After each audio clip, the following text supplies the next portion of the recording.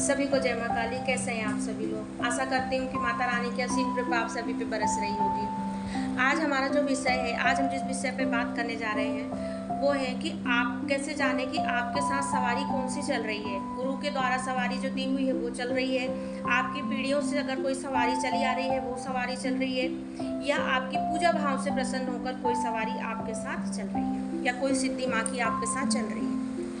देखिए, सबसे पहले तो मैं आपको ये बताऊं कि सवारी जो होती है वो 3 तरह की सवारी होती है। पहली सवारी जो होती है वो आपके गुरु के द्वारा, अगर आपने किसी को गुरु बनाए हैं, जिसको सवारी आती है पहले से, जिन्होंने माता की शक्ति सिद्धि जिसको प्राप्त हुई है और आपने उनको गुरु बनाए, तो वो अपनी सिद्धि या शक्ति आपको प्रदान कर सकते हैं, वो सवारी होती है। दूसरी सवारी होती है कि आपकी पीढ़ियों में किसी को आती थी, फिर वो शक्ति को, देखिए शरीर चला जाता है लेकिन शक्ति जो होती है वो कहीं नहीं जाती है, वो ढूंढती है। जब उसको उसके लायक शरीर मिलता है तब वो उसमें प्रवेश करती है, या अपना कुछ काम करवाना होता है तब आती है, तो वो सवारी आती है। तीसरी होती है कि जो आपके पूजा से, आपके भाव से प्रसन्न होकर सवारी आती है। ये 3 तरह की सवारी होती है।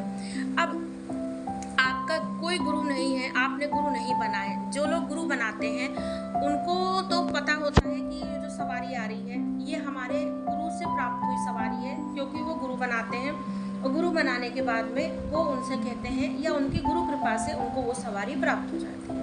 अब उनके गुरु के साथ यदि माँ काली की सवारी चल रही है, माँ काली की सिद्धि शक्तियाँ चल रही हैं, तो वो गुरु से उनको वही शक्ति मिलेगी और वो गुरु के कहने से ही कार्य करेगी, गुरु के वचन से बंधी होगी, वो गुरु के वचनों से चलती है।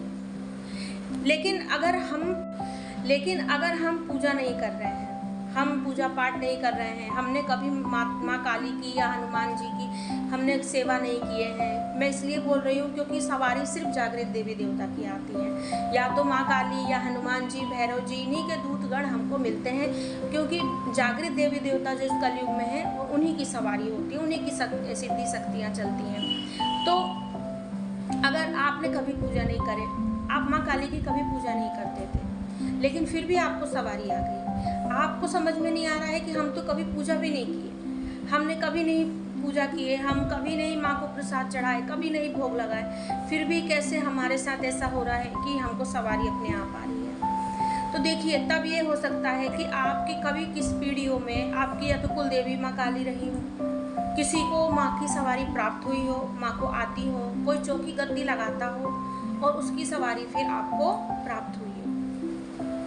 ये होती है जो सवारी पीढ़ियों से चली आती हैं, और जब उनको किसी का शरीर मिलता है या कुछ कल्याण, उनको या तो उनके परिवार का कल्याण करवाना होता है या जन कल्याण करवाना होता है, तब वो आती है। तीसरी सवारी होती है आपके पूजा भाव से, आप पूजा करते हैं, आप बाबा की पूजा कर रहे हैं, आप माँ की पूजा कर रहे हैं, और आपको उनके, आप बीज मंत्र कर रहे हैं, आप उनको भोग प्रसाद दे रहे हैं, उनके खास दिन, जैसे कि आप शनिवार के दिन माँ काली को भोग प्रसाद दे रहे हैं, आप मंगलवार के दिन हनुमान जी को भोग प्रसाद दे रहे हैं, तो आप प्रसाद भोग लगा रहे हैं, तो उससे खुश होकर जो बाबा है या माँ की सवारी आपको मिल रही है, तो वो आपकी सेवा भाव की सवारी है, वो आपको सेवा भाव से मिली है। अंतर क्या होता है? देखिए, जो सेवा भाव की सवारी होती है ना, वो सवारी बहुत अच्छी सवारी होती है, आपकी सेवा, वो आपकी मेहनत का फल होता है, वो सवारी, उस सवारी को कोई भी बंधन में बांध नहीं सकता, उस सवारी को वो आपकी मर्जी से चलती है, वो सवारी जानती है कि आप उसको किस तरीके से आना है, किस तरीके से, वो आपके शरीर में आपकी कितनी कैपेसिटी है कि आप उसको, मतलब शरीर, जब आप सवारी आती है नॉर्मल तरीके से नहीं आती है, किसी को बहुत उग्र रूप से आती है, किसी को सौम्य रूप से आती है, तो वो सवारी खुद अपने भक्त के अनुसार कार्य करती है, वो किसी गुरु के बस उसमें वचन में नहीं रहती है। अगर वो आपके परिवार के कल्याण के लिए आई है तो आपका परिवार का कल्याण करवाती है, जब उसको लगता है कि आपको गुरु की आवश्यकता है तो आपको गुरु से भी मिलवा देती है। ये होती है आपके पूजा भाव की सवारी, ये शुद्ध होती हैं, सात्विक होती है, बहुत, ये कहने का मतलब है कि बहुत अच्छी होती है। इसके बाद में आप अगर शुरू में गुरु नहीं बनाते हैं तो बाद में आप गुरु बना के आप अपनी सवारी के साथ आगे किस तरीके से माँ के वचन होते हैं, करना है, ये सारा आप करवा सकते हैं, कर सकते हैं, ठीक है। तो ये होता है। अब मान लीजिए कि आपको गुरु से जो सवारी मिली है वो तो गुरु के वचनों के अनुसार चलेगी। पीढ़ी की जो सवारी होती है, जो किसी को आती है, जो किसी गति, वो जैसे चलती थी उसी हिसाब से चलेगी, आपको रास्ता दिखाएगी या आपको गुरु से मिलवाएगी। तो ये तीनों तरह की सवारियाँ होती हैं कि आपको ये पहचान करना, अगर आ रही है सवारी, अगर आपको नहीं पता है कि सवारी किसकी आ रही है, हमारे पूजा भाव से हम जिस देवी देवता की सवारी उन्हीं की ही आ रही है। क्योंकि कभी कभी हम करते हैं, हम माँ के ओम दुम दुर्गाय नमः, माँ दुर्गा के बीज मंत्र करते हैं, लेकिन आती माँ काली की सवारी है। कभी कभी हम माँ काली के मंत्र करते हैं।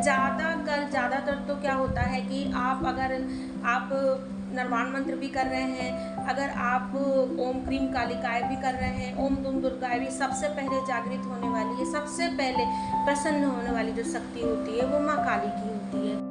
उनकी ही सिद्धि और शक्ति जो है वो प्राप्त होती है। अब इसके बाद में बहुत से नियम होते हैं जो सवारी जिसको प्राप्त होती है उसको नियम।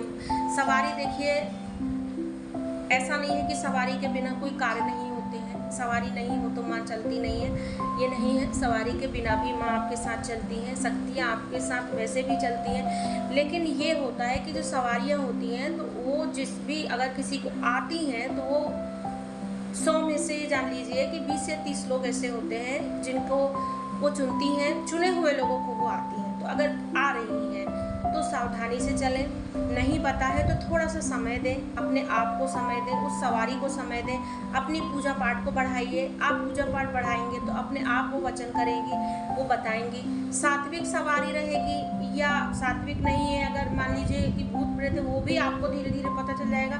थोड़ा समय लीजिए, इसके बाद ही कहीं दौड़ना भागना शुरू कीजिए, नहीं तो आप फिर गलत अगर कहीं जगह चले गए तो आपकी जो शक्ति है, सिद्धि है, वो आपकी बर्बाद हो जाएगी। तो मेरी बात अगर आपको समझ में आई हो तो मेरे चैनल को लाइक एंड सब्सक्राइब जरूर कीजिएगा। जय माँ काली।